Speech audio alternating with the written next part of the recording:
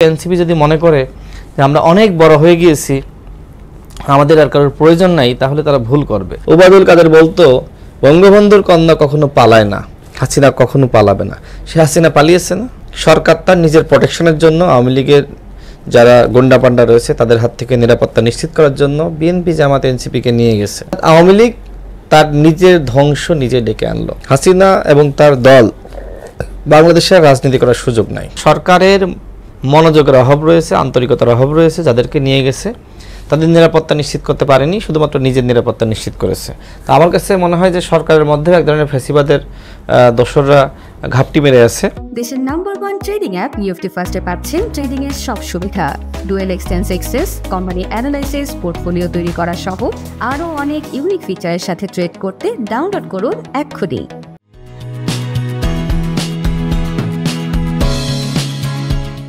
সুপ্রিয় দর্শক, আপনাদের সকলকে স্বাগত জানাচ্ছি বাণিজ্য প্রতিদিনের বিশেষ আয়োজন আগামী রাজনীতিতে। এই অনুষ্ঠানে আমরা আলোচনা করে থাকি আগামীতে কেমন রাজনীতি চাই ও বর্তমান রাজনৈতিক প্রেক্ষাপট নিয়ে।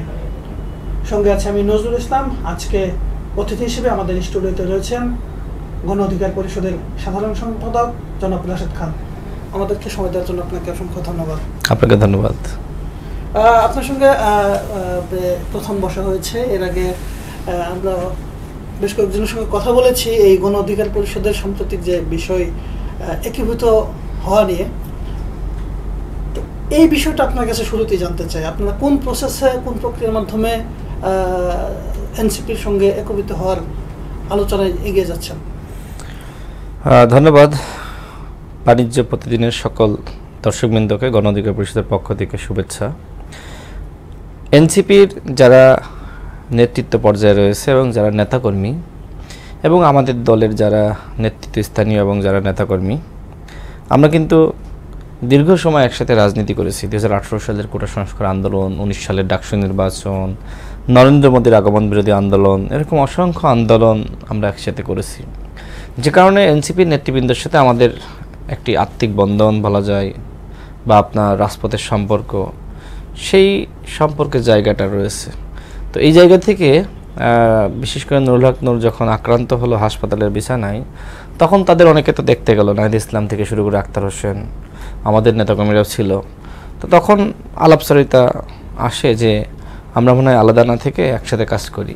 তো ওই জায়গা থেকে আবার নতুনভাবে আলোচনা। এর আগে এনসিপি যখন গঠন করা হয় তার আগে আমাদের সাথে তারা বসেছে, আলোচনা করেছে এবং ওই একসাথে কাজ করার ব্যাপারে আলোচনা হয়েছে।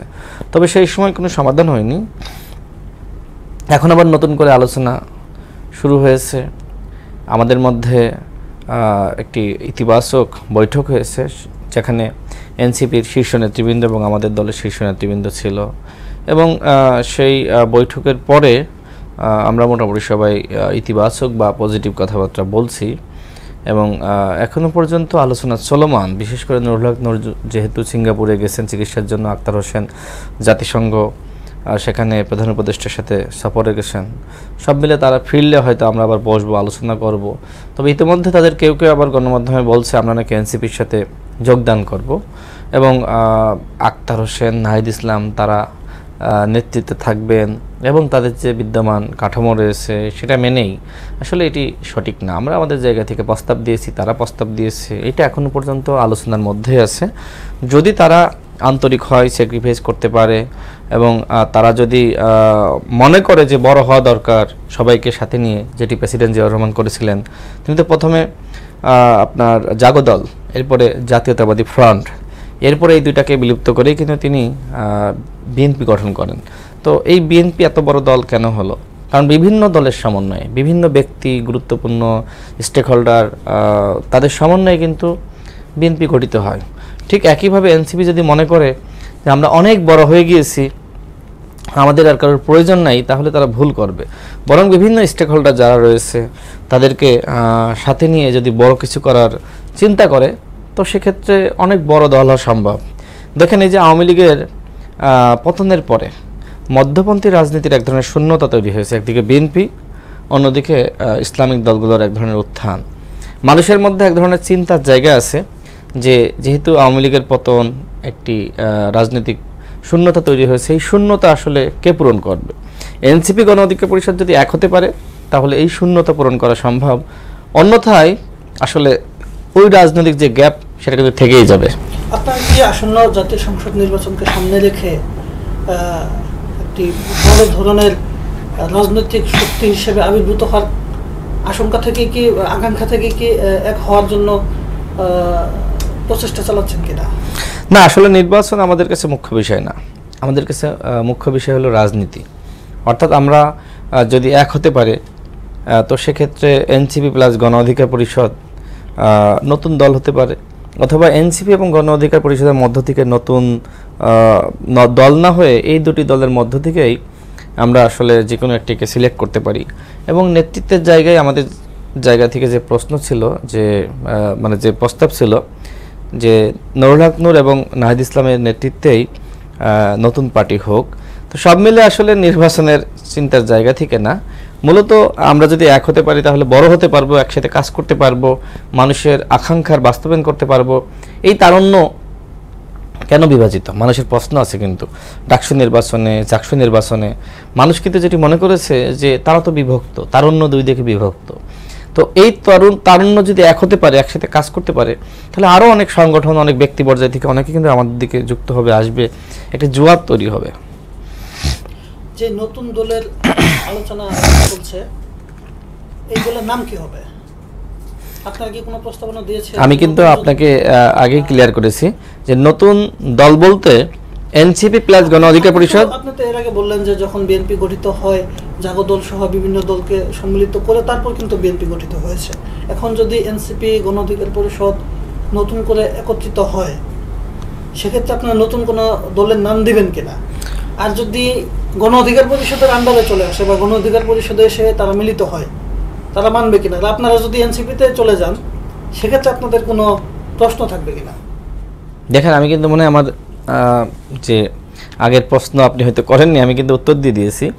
এনসিপি প্লাস গণ অধিকার পরিষদ ইকুয়াল নিউ নেম হতে পারে, অথবা এই দুটি নামের মধ্য থেকে যে কোনো একটি নাম আমরা সিলেক্ট করতে পারি।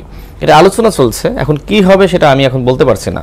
এক, দ্বিতীয়ত নেতৃত্বের জায়গায় কারা থাকবে। আমরা প্রস্তাব করেছি নুরুল হক নূর এবং নাহিদ ইসলামের নেতৃত্বে নতুন পার্টি। এখন তারা কি চিন্তা করছে তারা বলতে পারবে, বাট আমাদের চিন্তা, আমাদের প্রস্তাব, এটা আমরা উন্মুক্ত রেখেছি। আমরা মনে করি আলোচনার মাধ্যমেই একটি সমাধানের জায়গায় আসতে হবে। এই যে আপনি আলোচনার কথা বলছেন, আমরা সামাজিক যোগাযোগ মাধ্যমে একটি ভিডিও দেখলাম, জনাব নাসিরউদ্দিন পাটোয়ারি তিনি বলছেন যে যদি কোনো নতুন দল বা অন্য কোনো দল যদি আসে তাহলে এনসিপির আন্ডারে আসতে হবে। এনসিপি তাদের স্বতন্ত্র বৈশিষ্ট্য নিয়ে যেভাবে আগাচ্ছে সেভাবেই থাকবে। দেখেন, যদি কিন্তু তবে এই কথাগুলো থাকে, রাজনীতিতে অহমিকা, অহংকার এটা খুব খারাপ জিনিস। হাসিনা সবসময় অহংকার করতো, আমি কোনোদিন পালাই না। ওবায়দুল কাদের বলতো বঙ্গবন্ধুর কন্যা কখনো পালায় না, হাসিনা কখনো পালাবে না। সে হাসিনা পালিয়েছে না? সুতরাং রাজনীতিতে কথাবার্তা হিসাব নিকাশ করে বলা উচিত। এনসিপি অনেক বড় দল, তারা যদি মনে করে যে যত বড় তাকে তত উদার হতে হয়। এখন তারা যদি উদার না হয়, তারা মনে করে যে আমরা আত্মকেন্দ্রিক হব, আমরা যে দলের নাম দিয়েছি এবং যে কাঠামো তৈরি করেছি সবাই এখানে যোগদান করবে, তো কয়টা দল যোগদান করেছে, কয়জন ব্যক্তি যোগদান করেছে?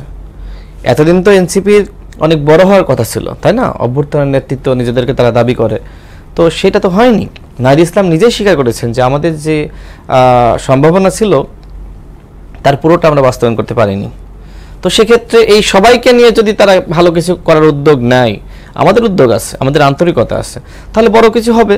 আর তারা যদি মনে করে না আমাদের দল আমরা বড় করব না, আমরা যারা ভাই ব্রাদার আছি আমাদের ভাই ব্রাদারের মধ্যেই দল হবে, আমরাই আলোচনা করব, আমরাই থাকবো, আমরা আছে থাকবো, যুগে যুগে লড়বো, তাহলে এই লড়াইটা বড় হবে না।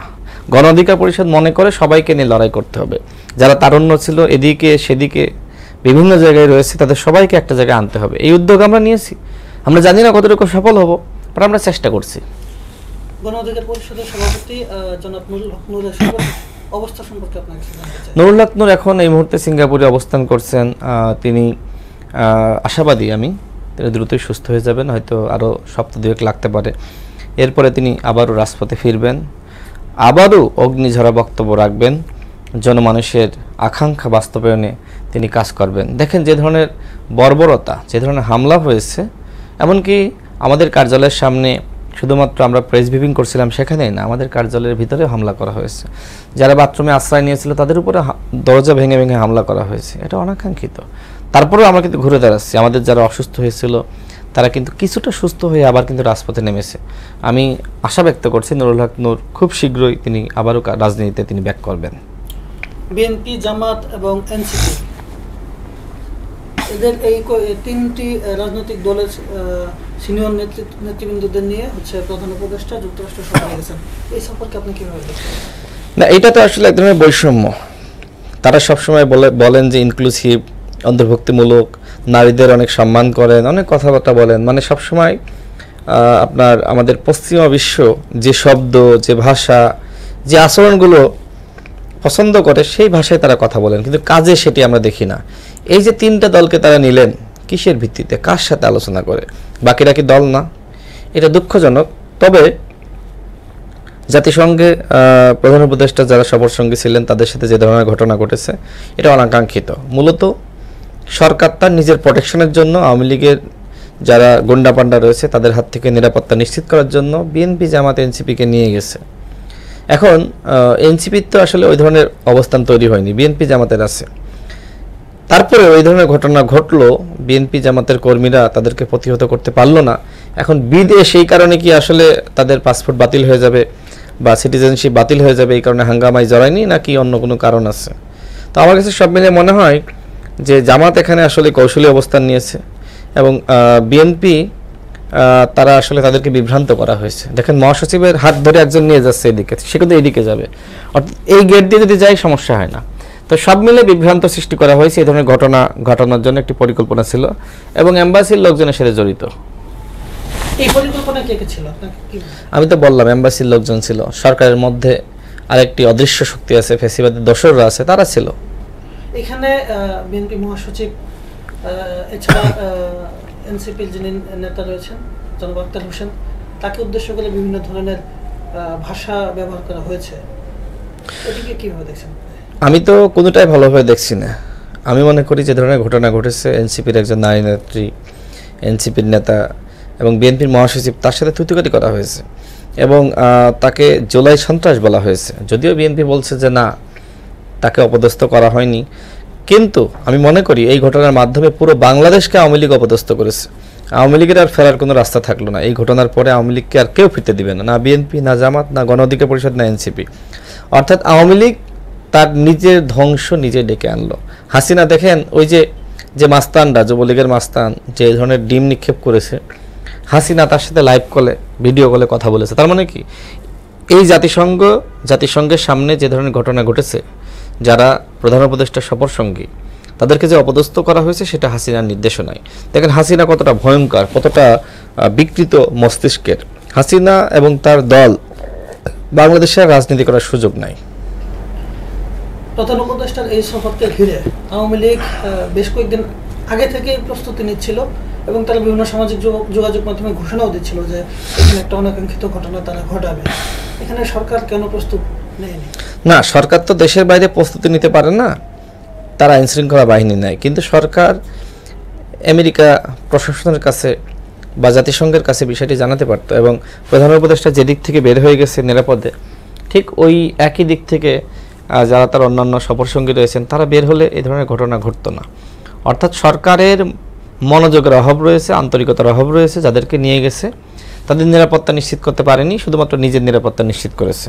তো আমার কাছে মনে হয় যে সরকারের মধ্যে এক ধরনের ফ্যাসিবাদের দোসররা ঘাপটি মেরে আছে, যারা আসলে এই ধরনের ঘটনা ঘটিয়ে মূলত রাজনৈতিক ফায়দা নেওয়া বা সরকারকে আনস্টেবল করা বা সরকারের প্রতি যাতে মানুষের বিরূপ মনোভাব তৈরি হয় সে ধরনের নানান পরিকল্পনা থাকতে পারে। এই যে বহির্বিশ্বে বাংলাদেশের প্রতি একটা মেসেজ, বার্তা যে হচ্ছে এই ধরনের ঘটনা রাজনীতিতে কি প্রভাব ফেলতে পারে? না, এটা তো রাজনীতিতে প্রভাব ফেলেছেই। এখন আওয়ামী লীগকে সবাই না বলছে যে আওয়ামী লীগ আর ফিরতে পারবে না, এরা খারাপ, তাই না? বহির্বিশ্ব তারা তো দেখলো যে আওয়ামী লীগ কত বড় বেজাত। আওয়ামী লীগ তো কোনো জাতের না, আওয়ামী লীগ হলো ভারতের দল। ভারতে দেখেন যে তারা এখন ভারতে কার্যালয় খুলেছে, ভারতে এখন আওয়ামী লীগের কার্যালয়। ঠিক জাতীয় পার্টি তো বাংলাদেশের দল না, তারাও ভারতীয় দল। তো জাতীয় পার্টি এবং আওয়ামী লীগ মিলে ভারতে দল করুক, ভারতে রাজনীতি করুক, সেখানে আওয়ামী লীগ সরকারে যাক আর জাতীয় পার্টিকে বিরোধী দল বানাক, আমাদের আপত্তি নেই। কিন্তু বাংলাদেশে আমরা আওয়ামী লীগ, জাতীয় পার্টি 14 দলকে রাজনীতি করতে দিব না। তো বিএনপির পক্ষ থেকে তো বলা হচ্ছে যে বাংলাদেশে তারা কোনো রাজনৈতিক দল নিষিদ্ধ চায় না। বিএনপির মহাসচিবের যে বক্তব্য প্রকাশিত হলো, পরবর্তীতে বিএনপি বলছে যে মহাসচিব এটি বলে নাই এবং তিনি নিজে অস্বীকার করেছেন। এখন বিষয়টা কি আমি তো জানি না, আমি তো বলতে পারবো না। যেহেতু ভারতীয় একটি মিডিয়া এসেছে এবং তার প্রেক্ষিতে বাংলাদেশের মিডিয়া এটা প্রকাশ করেছে, তারপরে বিএনপি বিবৃতি দিয়েছে, বিএনপি দাবি করেছে যে তারা এটার সাথে নাই বা এই ধরনের বক্তব্য দেয়নি। আমি কি বলবো, আমার তো বলার কিছু নাই। আমাদেরকে সময় দেওয়ার জন্য আপনাকে অসংখ্য ধন্যবাদ। আপনাকে অসংখ্য ধন্যবাদ। আপনার এই বাণিজ্য প্রতিদিন পত্রিকা আরও বেশি এগিয়ে যাক, আপনাদের সকলের জন্য শুভকামনা। এবং বাণিজ্য প্রতিদিনের যারা দর্শকবৃন্দ রয়েছেন সবার প্রতি গণ অধিকার পরিষদের পক্ষ থেকে ভালোবাসা। সুপ্রিয় দর্শক, বাণিজ্য প্রতিদিনের বিশেষ আয়োজন আগামী রাজনীতিতে এতক্ষণ আমাদের সঙ্গে থাকার জন্য আপনাদের সকলকে অসংখ্য ধন্যবাদ। আপনাদের সঙ্গে আবারও দেখা হবে অন্য কোনো অতিথির সঙ্গে। সে পর্যন্ত সুস্থ থাকুন, ভালো থাকুন। আল্লাহ হাফেজ।